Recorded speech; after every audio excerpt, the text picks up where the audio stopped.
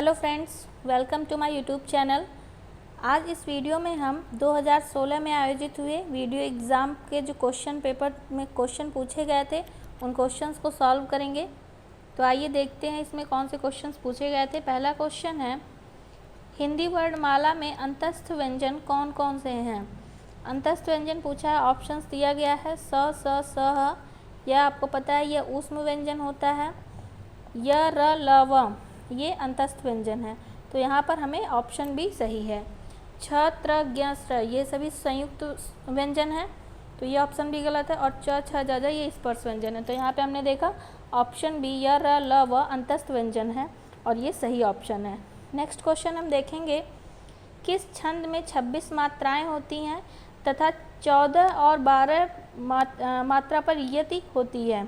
तो ये हमें बताना होगा कि किस में होता है। ऑप्शन है वीर, सोरठा, गीतिका या छप्पय।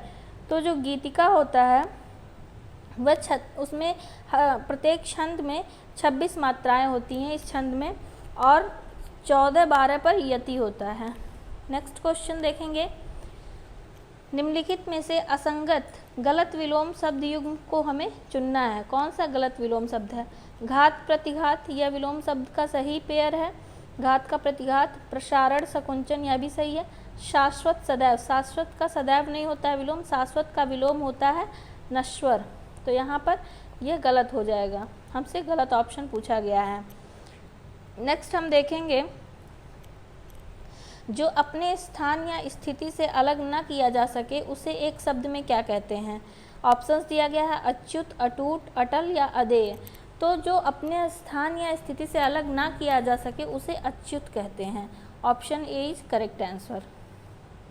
नेक्स्ट क्वेश्चन हम देखेंगे, जीने की इच्छा को एक शब्द में क्या कहते हैं। जिज्ञासु, जिजीविषा, जिगीषु या पिपासु। तो जीने की इच्छा को एक शब्द में जिजीविषा कहते हैं।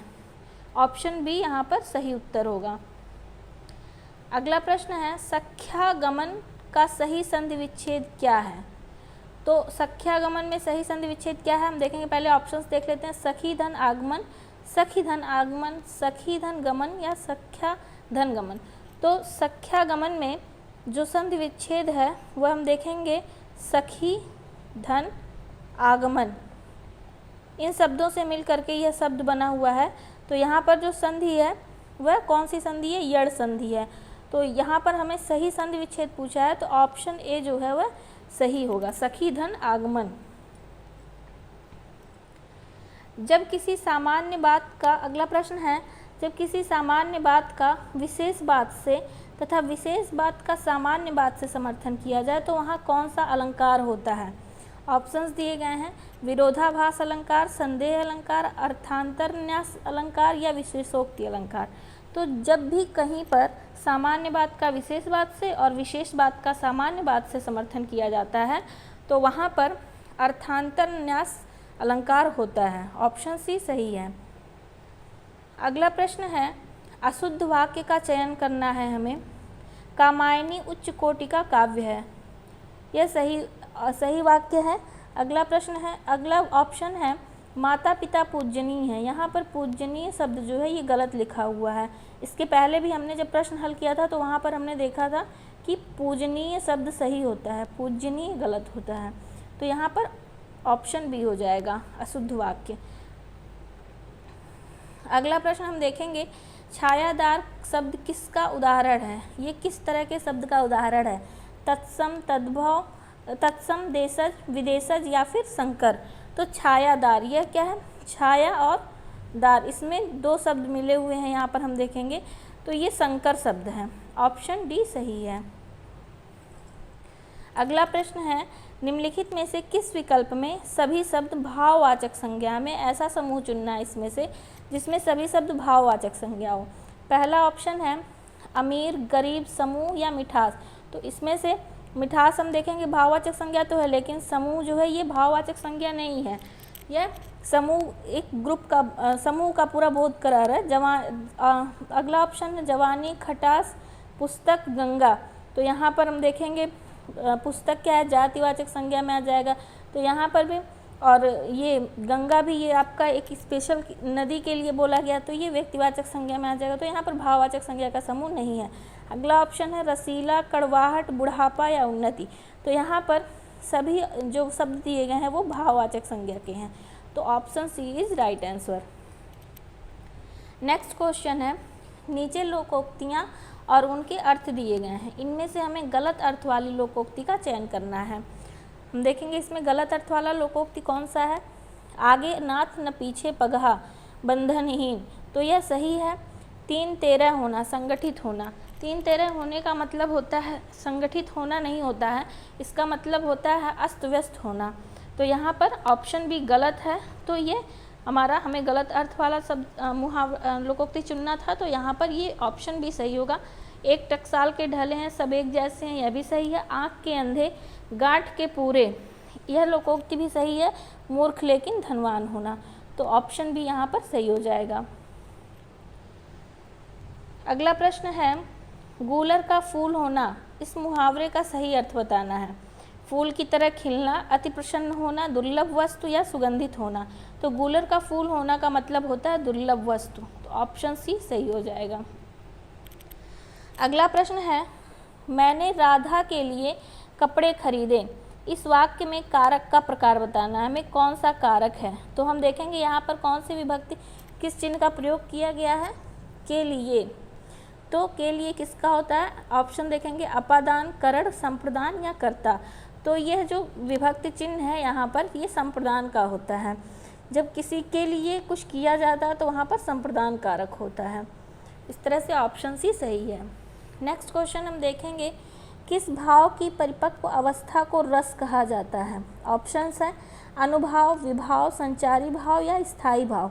तो स्थायी भाव जो होता है उसके परिपक्व अवस्था को रस कहा जाता है, तो यहाँ ऑप्शन डी सही होगा कि स्थायी भाव की परिपक्व अवस्था को रस कहा जाता है।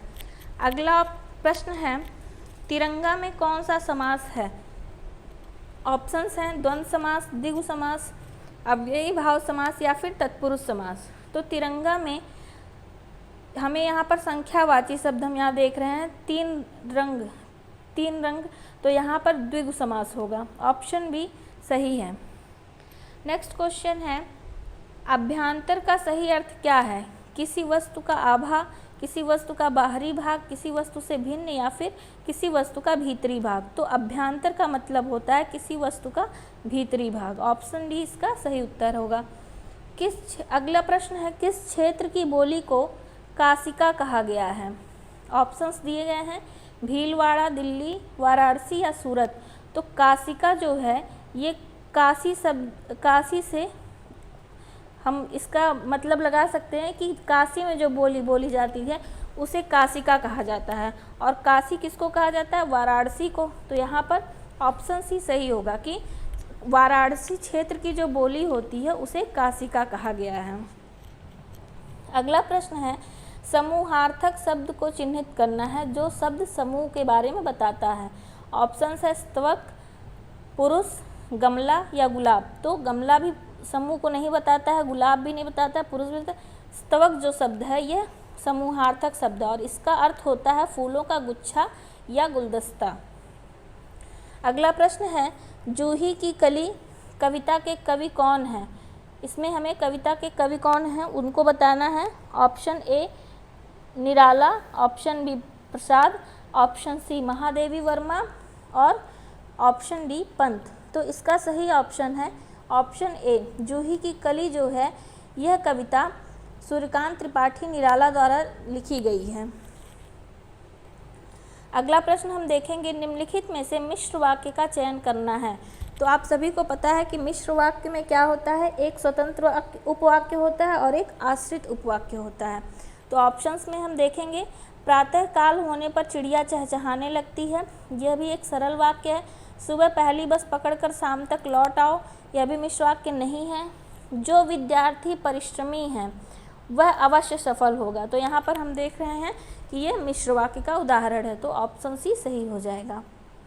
अगला प्रश्न है, शब्द युग्म के सही अर्थ भेद का चयन करना है।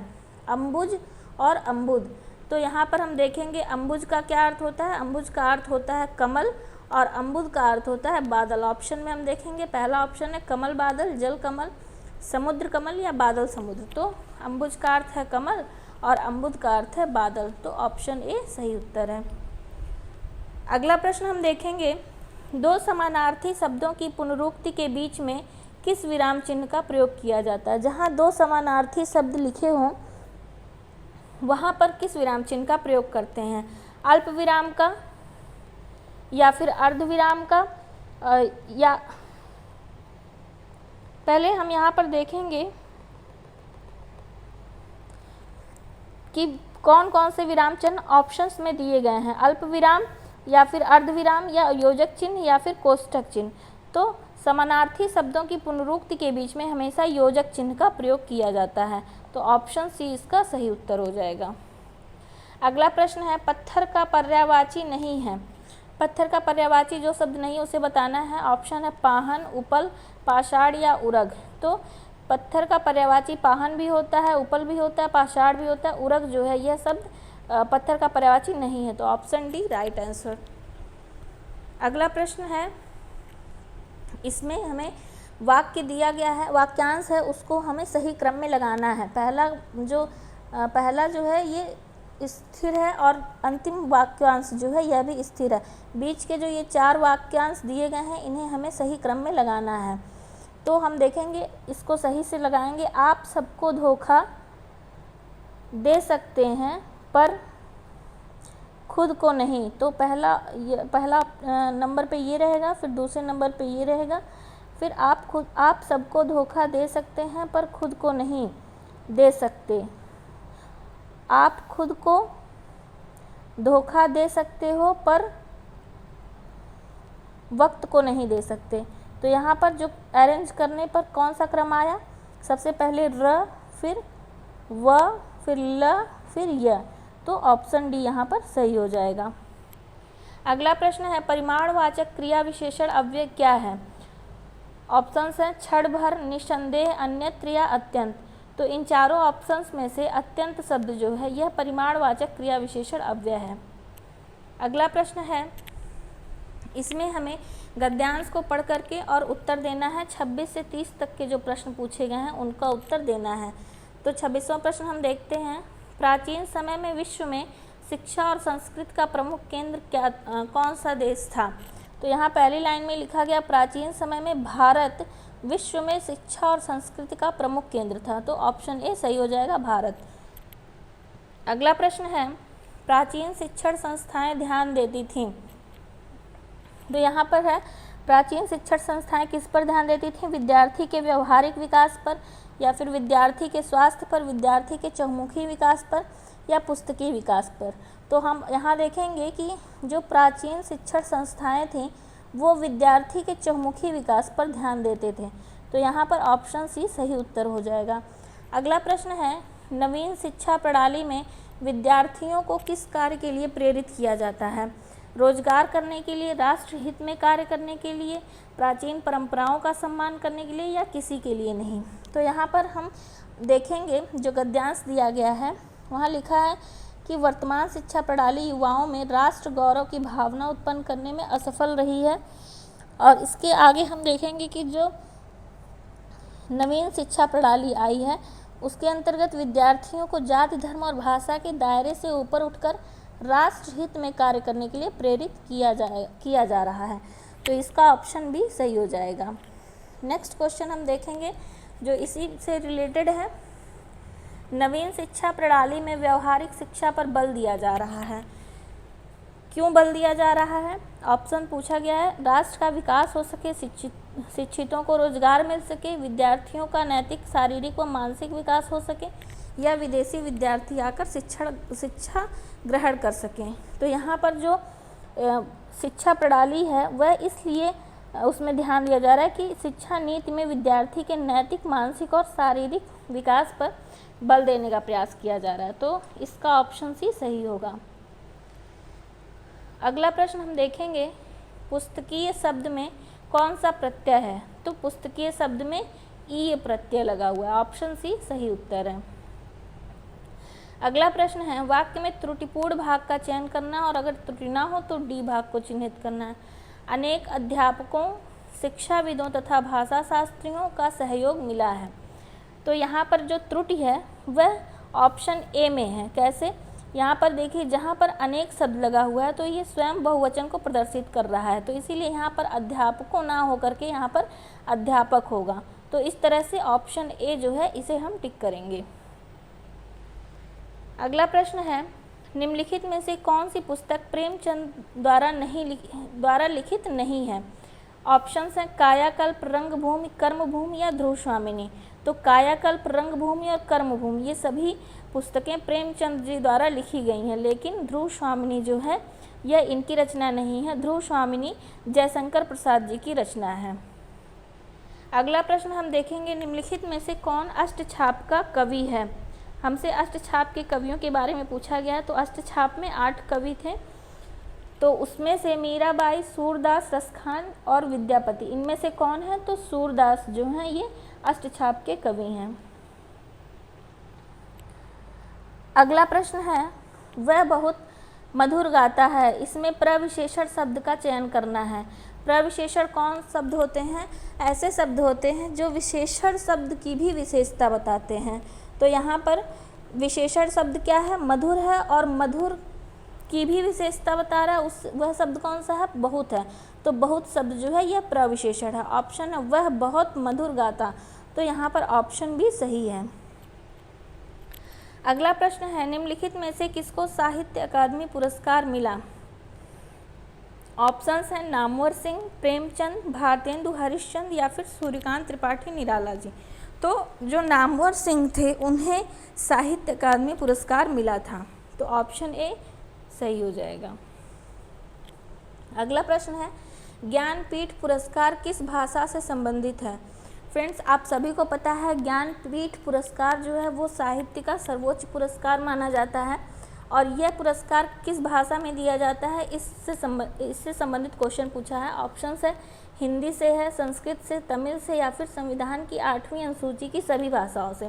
तो जो ज्ञानपीठ पुरस्कार दिया जाता है वह संविधान की 8वीं अनुसूची में जितनी भाषाएं 22 भाषाओं का उल्लेख है उन सभी भाषाओं से जो उत्कृष्ट सर्वोत्तम रचना होती है उसे ज्ञानपीठ पुरस्कार दिया जाता है। तो ऑप्शन डी सही हो जाएगा। अगला प्रश्न है, शब्दों के अर्थ विकल्पों में दिए गए हैं, इनमें कोई एक विकल्प गलत है, अर्थात उस शब्द का अर्थ नहीं है, उस विकल्प का चयन कीजिए। तो क्वेश्चन दिया गया है तक्षक। तक्षक शब्द का हमें समानार्थी हटाना है, और जो अलग है उसका अर्थ नहीं निकल रहा है तक्षक शब्द का, उसे बताना है। तो तक्षक का अर्थ बढ़ई होता है, सूत्रधार भी होता है, शिलान्यास और विश्वकर्मा। तो इसमें हमें चारों ऑप्शंस में से ये जो शिलान्यास है यह तक्षक का अर्थ नहीं होता है। तो ऑप्शन सी सही आंसर है। अगला प्रश्न है, भाव शब्द जो है इसका इन चारों में से कौन सा शब्द है जिसका अर्थ भाव शब्द के अर्थ से नहीं मिलता है? भवन, दर, विचार या अभिप्राय। तो भाव का अर्थ दर भी होता है, जब किसी वस्तु का मूल्य लगाते हैं तो उसे दर कहते हैं, विचार भी होता है और अभिप्राय भी होता है, लेकिन भवन शब्द जो है यह इससे मेल नहीं खाता। अगला प्रश्न है, इसमें हमें रिक्त स्थानों की पूर्ति करना है। आज के वैज्ञानिक नए नए ऑप्शन देखेंगे, अनुसंधानों, आविष्कारों, पदार्थों या विचारों। तो आज के वैज्ञानिक हैं जो वो नए नए आविष्कारों द्वारा हमारे जीवन को सुखमय बना रहे हैं। तो ऑप्शन बी इसका सही उत्तर हो जाएगा। अगला प्रश्न देखेंगे, यदि इस रोग को आरंभ में ही काबू न किया गया तो यह रोग क्या हो सकता है? ऑप्शन में से चूज करना है हमें, संक्रामक, आक्रामक, अतिक्रामक या अभिक्रामक। तो रोग जो होता है वो संक्रामक रूप ले लेता है। तो यहाँ पर ऑप्शन ए सही हो जाएगा, संक्रामक। यदि इस रोग को आरंभ में ही काबू न किया गया तो यह संक्रामक हो सकता है। तो इस तरह से हमने इस एग्ज़ाम के सभी प्रश्नों को देखा, हिंदी के प्रश्नों को जो इस एग्ज़ाम में पूछे गए थे। तो फ्रेंड्स, आज के इस वीडियो में इतना ही। थैंक्स।